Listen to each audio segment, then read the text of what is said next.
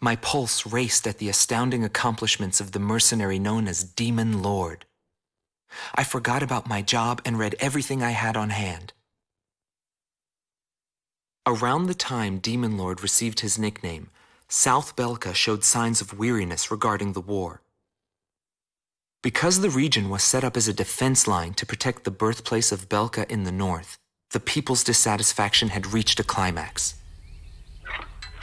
The cities declared themselves demilitarized and peacefully surrendered to the Allied forces. Unable to establish a defensive position, the Belkan army kept retreating to the north. The end of the war was fast approaching. I was given an opportunity to interview the former aces of the Belkan Air Force. Back then, they were the masters of the sky, and they had also known him. So I crossed the border to follow his trail. I wanted to capture the war and the Demon Lord from their point of view, to capture the voices of those who were there.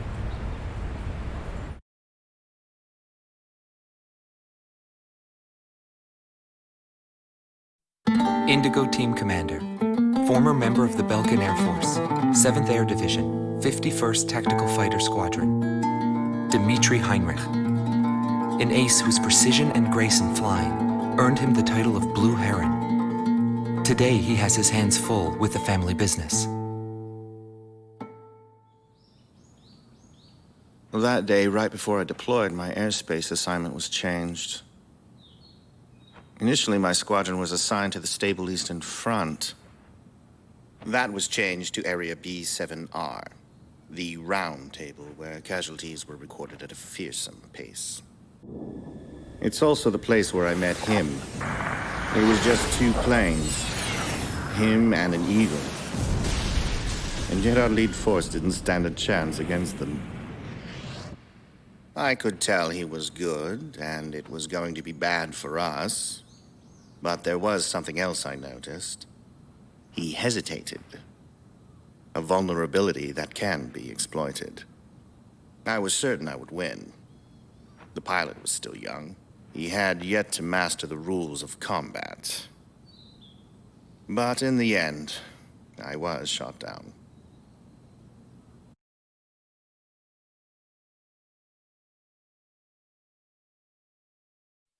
Gelb Teams Number 2, former member of the Belkan Air Force, 5th Air Division, 23rd Tactical Fighter Squadron, Rainer Altman. He flew the skies of Directus during the capital's liberation, and he's still there to this day. I met him above this very sky. I can still hear the sound of the missile alerts from that day. I received an order to fly to Directus on my way back from an intercept mission on the southern defense line. The order itself wasn't unusual. We kept being deployed from one mission to the next without receiving even the basic maintenance. But the situation was the same all around. We were late reaching the operational space. The station squadrons had already retreated, and warning bells were going off in the city. And the people were looking up to his plane, high above the sky. I couldn't see any emotion in his maneuvers. I didn't feel like I was fighting against a human being. I wanted to end that battle as quickly as possible.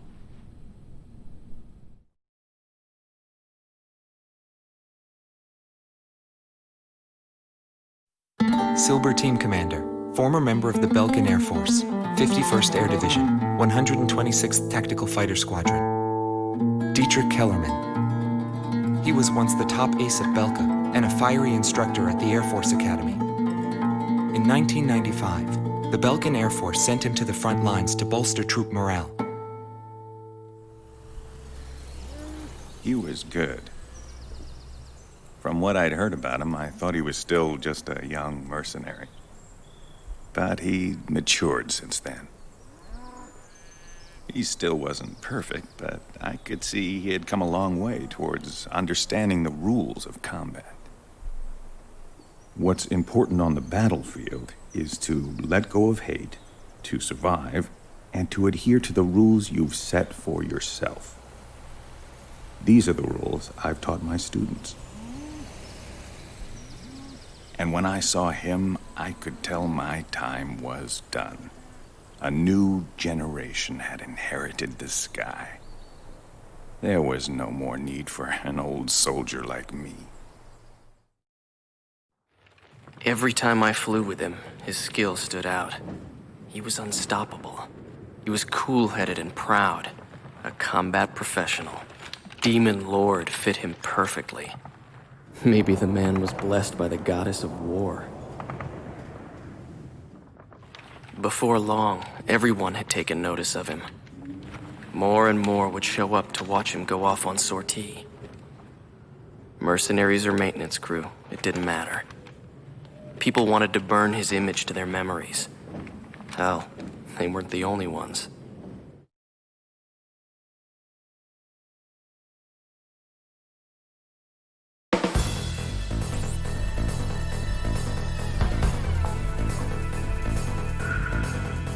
The Belkan forces are beginning to take flight. The industrial city of Hoffnung is crucial to the enemy's industrial strategy and the heart of its war productions. The Allied forces have decided that all Belkan war production must be stopped to expedite the end of the war, and has requested our participation in this operation. The operation will primarily involve the bombing of ground facilities by the Allied forces' bombers. Your mission is to support those bombers and attack enemy facilities. We have achieved near total air supremacy over the target area, but don't let your guard down. There may still be sporadic resistance.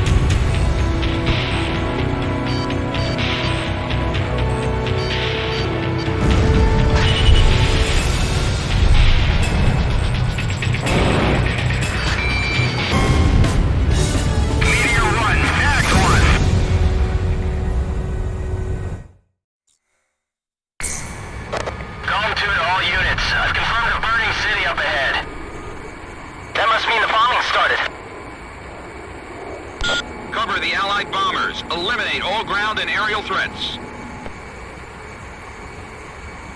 Let's move.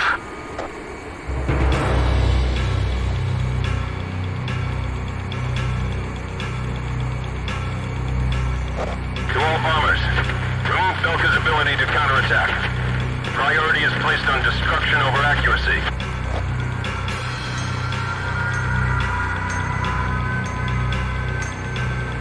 Initiate bombing sequence. Drop them all. Turn it to ashes. That's not enough. Drop more bombs. I thought they were on a precision bombing mission. They're just tossing bombs all over the place. Locked on. Warning, the enemy's tracking you on radar.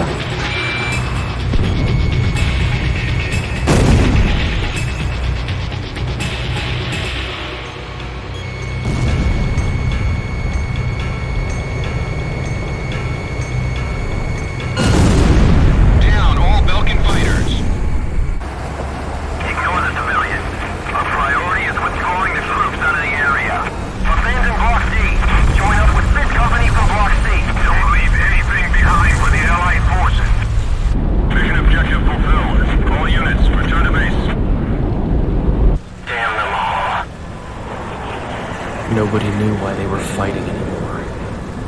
All I felt at that point was sadness for the world. That's why I...